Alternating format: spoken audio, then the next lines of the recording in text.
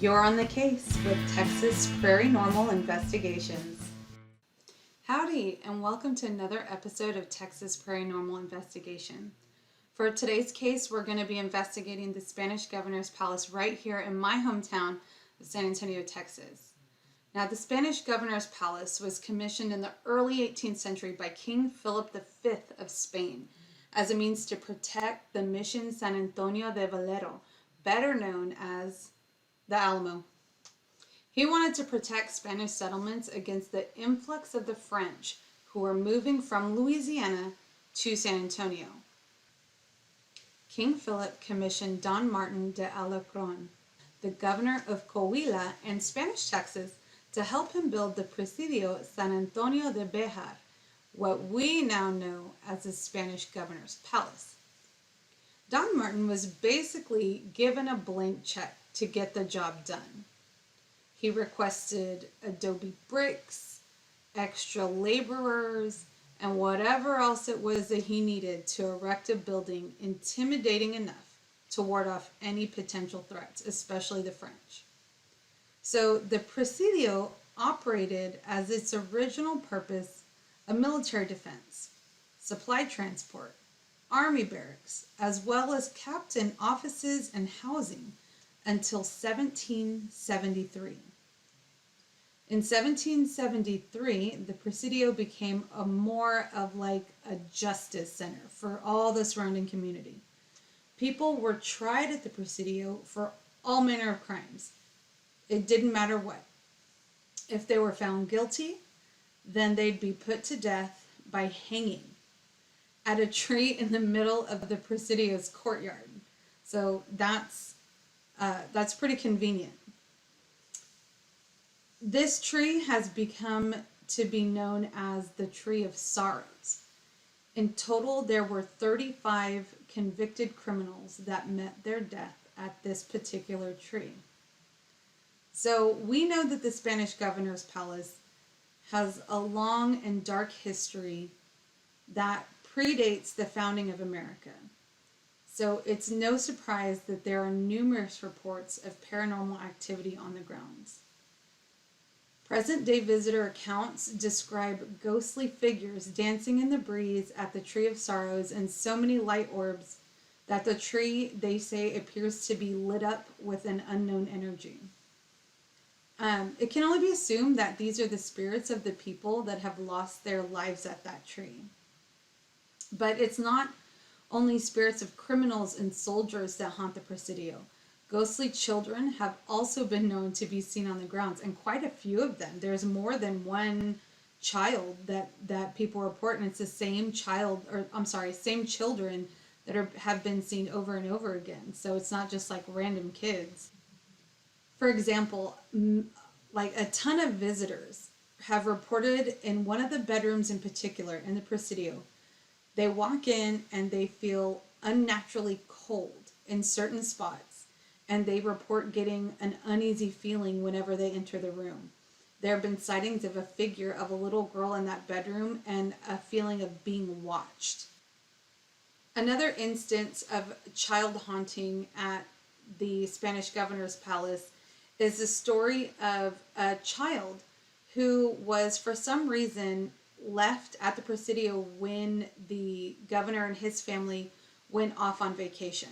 Now, being that these particular grounds held all kinds of guns, ammunition, treasures, just personal wealth that the governor's palace had within their walls, it was going to be a big time payday for whoever decided to go in there and take it. So the story goes that there were 3 men that decided that they were going to go and rob the governor's palace once the governor and his family left. So they go in, they grab all the loot. They're grabbing stuff like candelabras and anything that's gold-plated, all kinds of stuff. So as they're making their way out towards the exit, they see a child. And out of fear of being caught or having their faces recognized, they killed the child and they threw that body into the well. So, not knowing who the child was, there really wasn't an account of that particular child going missing.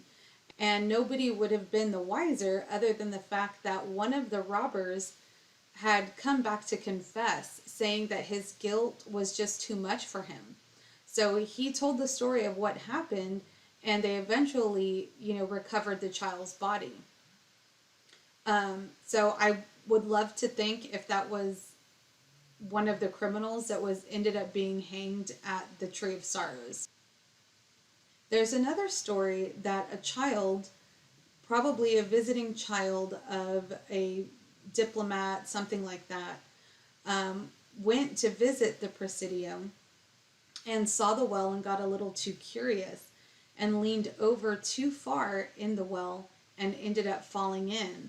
Well, they recovered the child's body immediately, and for an unknown reason, the legend says that they actually interred the child's remains within the walls of the well. There are many reports of people seeing figures of a dark-haired little girl sitting on the walls of the well and weeping. There's also child entities and figures seen around the well. So there's a lot of different children. I know that there are also some reports of a baby figure. I don't know where, they don't really specify. I couldn't find anything to specify exactly where they were seeing the baby, but they think that this baby was probably a stillborn child that was born within the compounds of the Presidio. Another well-known ghostly figure that has been known to be seen around the Spanish governor's palace is who they have now dubbed the Lady in Gray. She is known to be seen on the balcony of the second floor overlooking the courtyard. So there are a lot of ghostly sightings here from people from all over, and they are not shy about letting people know what they see. So what we're going to do now is we're actually going to have April Reese, our ghost hunter extraordinaire, join us in just a little bit so that we can see what she found when she actually went to go do a ghost hunt there at the Spanish governor's palace. And we're going to see if anything that she found lines up with what we know about the history of the Spanish governor's palace. So stick around. Perfect. Okay. Let's see. Can you see me? Yes, I could see you. I wish we could move the monitor like right there. Hi everyone, and welcome to another episode of Texas Prairie Normal Investigators. This is episode, well, I don't need to do that because let me see.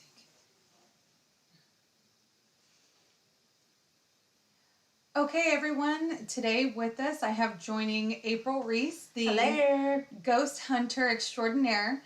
So, because we know now the history about the Spanish governor's mansion, we have someone in studio today that's actually been there and done some ghost hunts, and we just wanted to get her opinion on some of the stuff that she found when she went to see if any of it matches up with what we know to be true and other accounts of ghost sightings and apparitions there. How are you today, April? I'm all right. Thanks so much for joining us. I appreciate it. You're welcome. Okay. So your time at the Spanish governor's palace, what did you feel? What did you do? So we'll start with the hanging tree, the famous tree of sorrows that's there in the courtyard at the governor's mansion. And you being the Texas history buff, you know all about it. Yeah.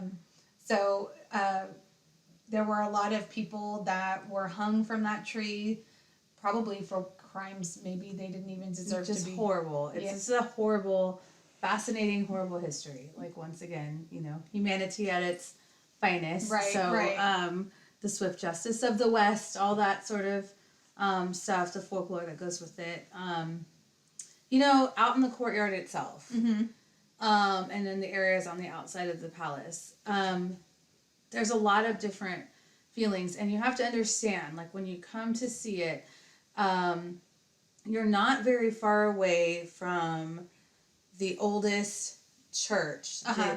I don't know if any of your listeners know that, San Antonio has one of the 3 only remaining the plazas like Oh, wow. in the United States. That's awesome. Yeah, that's connected to a church. There's 3 left in the United States. Okay. So in that entire area, like where the palace is, which, as you know, I'm sure you've talked about, it was never did a Spanish governor reside there, that sort of thing. But there was a lot of stuff that happened. So in the areas outside of it, and just because there's that wall that's around there, that gate, all that stuff, doesn't mean that the outside history doesn't make its way in. Right. There's a lot of stuff underneath of it, and all that sort of thing. So all that to say, just being in the courtyard itself evokes a lot of emotion, evokes a lot of feeling. And I know people are kind of like, oh, what's the feeling? Right. What, oh, big deal, or, And some people, I think that it's weird because I think some people are more naturally in tune with that kind of stuff, where they can walk into a house or walk into a place and feel something, a presence, when the person who may be standing right next to him is like, what, I just see a tree, and someone else can look at it and go, that tree gives me an uneasy feeling. Yeah. And I don't think in particular the actual tree itself had that much of a vibe for me. I'm not saying that it hasn't for other people. I've read a lot of accounts. For me personally, did not. There were certain spots on the grounds where I felt a heaviness. Where I felt maybe not even a sadness, but maybe more of like a loneliness. I can't really describe it, Okay. And it's not just a bunch of hocus pocus. Like, it really makes you feel a certain way. It really makes you feel like down or physically heavy. Like, I remember feeling that way and kind of like, ugh. And not that I even necessarily wanted to get out of there, just that it just wasn't me. It wasn't just my sad. feeling. Right. I didn't, I felt the history. Sorrowful. Yeah, sorrowful. The tree of sorrow. Yeah, I felt the history that was there. And I think that doesn't necessarily mean that it was a haunting. It could just be, I've done this sort of thing way out at, in Fort Stockton in West Texas, way out in the West. And I've gotten those sorts of feelings out there where I just want to sit down and, it could be just knowing what the people did and had to endure to make what we have now possible even. So I don't know. But the outside courtyard has a lot of different feelings, a lot of different. We did get some readings out there. Wow. We did get some. So when you get those feelings, do you automatically get your stuff ready? I try to. Right. I really try to. Especially the SLS camera and our MP3 recorder. I try to get something out. I don't necessarily walk around asking questions, but I'll be quiet because sometimes I feel like people are going to look and be like, who is that lady talking to? Are you there, God? It's me, Margaret, so. Are you there, God? It's me, April. Yeah, so I'm like, I have to be careful, I don't want to, and other people are visiting. Right. And, trying to just learn history. They don't necessarily. They don't want to see any ghosts. Right. They don't want to see anything. They don't want to get attached to anything. And they don't want to see what they might think is a quack walking around talking to the air. It's one of those San Antonio weirdos I hear so much about. But I do that. I pulled out the SLS camera, and which is kind of cool, because it looks like I'm just taking a picture, so like everybody else. And there were some stick figures that looked like they were hiding behind trees. Ooh. They were adult size. They would be adults. Not necessarily the tree, but there's a bunch of trees out there in the courtyard. So, and either behind trees or I saw it like a standalone, which was really cool. Like a standalone figure? Yeah. So sometimes I have to, like I've said, I have to be careful, make sure I'm looking through the camera, I'm taking pictures with regular camera. I'm, recording voices or whatever I can. And I have to make sure, especially with the SLS camera, that I'm looking at the camera and I look up and I observe, what is there that could be being interpreted as a figure, right? So, it's a balloon. Yeah, something, a trash can or, whatever, an extra branch. Right. Can make it look like a leg kicking out from the tree, whatever. So I have to be kind of, aware and, you always try to debunk first because you don't want to go telling false stories or whatever. So credibility counts. Credibility is key. So but the standalone figures always get to me because I'm just like, wow, there's nothing there. Why are you there? So that was cool. That was on the outside though. Yeah. For sure. So when you happen to take pictures of the tree, did you happen to catch any orbs or anything on? Nothing I could see. No? No, nothing I could Okay. see. And I don't know if it's, and this is this is where I believe like how open you are to these things makes a difference, because I tend to close myself off from those things because I'm almost afraid that it's too terrible. Yeah. And it's really hard for me to think about. And so I don't want to just open up and be susceptible to what's there. So then maybe those entities themselves close themselves off to me. Okay. So it's kind of just a theory. I don't know. I would agree with that. I can see what you mean by that. So. Okay, so we had also heard there were quite a few accounts, and I think even KSAT did one where KSAT or KENS, I'm not sure. They did a report, and they had gone in with some ghost hunters like yourself, and they had felt a presence of a little girl in the bedroom, and it's a pretty famous and common spirit. Did you happen to go into that? I don't know which. We went into there. We did get some like spike readings. We did get some just like abnormally loud static on our. It was a quiet recording, and so static was really loud, and then all of a sudden it would die, like almost came in waves. Ooh, weird. Really, yeah. So it sounded like a big heavy wave of electricity that would just come and go, but it was completely silent in the room. So I don't know. Was there anything else going on in the room as far as atmosphere or anything like that? It was a little bit cooler in that room. Weird. Was it just in one spot or was it everywhere? Closer to the bed. Oh, weird. Yeah, closer to the bed. It was a little bit cooler. There was like a kitchen area with like built-in shelving outside of that room that had some like trinkets and bowls and things that are from the palace and its history.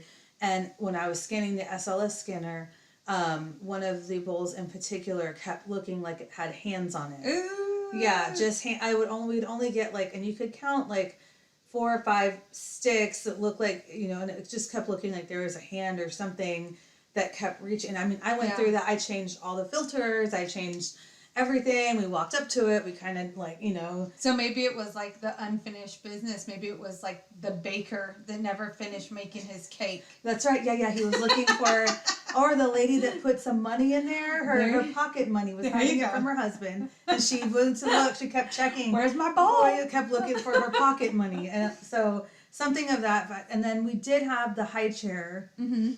With, all of us got it at different times, the exact same stick figure layout, which is what essentially the SLS makes it look like, sitting in the high chair. Weird. So, yes. And you know that there have been reports also of a baby, and they think that it was maybe a baby that was stillborn, that for whatever reason is buried on the grounds there. Yeah. So there have been reports of a baby as well. It literally, at first I saw it and I just thought, well, kept going back and forth. Again, always check the lens, the filters, all that, because sometimes you can see a little bit more of what's really there, even catches things that you don't necessarily see when you're blind eye and your naked eye. And so then, and then my friend got it on hers. Okay. And so y'all had the same, right? Two different cameras, but at the same time. figure. Actually, there was 3. Oh wow! There was 3 different SLS cameras, all looking at the same thing, and I'm like, guys, come here, let's look and see. Like, this isn't going away, right. And it's instant. Like the moment I would move my camera, I'm looking at it, and I'd move back, and it instant, move back, instant. So I was like, okay, you guys, come try this. And then I'm like, I'm gonna leave mine on with this filter, and then you do this, and you do that, and we're all looking at the same thing, kind of like, what? Oh my gosh! In the world is sitting in that. Oh my goodness. high chair. Yeah, so it was pretty cool. Like that it was awesome. Yeah. So the third account or another account is of a lot of hauntings around the well area. We did. Yeah. Yeah. Really? Okay. Yeah, we had some spikes there. We actually had some. We had a SLS like kind of anomaly. I couldn't tell within the area around the backside of the well. Like we looked at it and it looked almost like I can't describe it, like a triangle. So I'm like, is that a body? Is that a?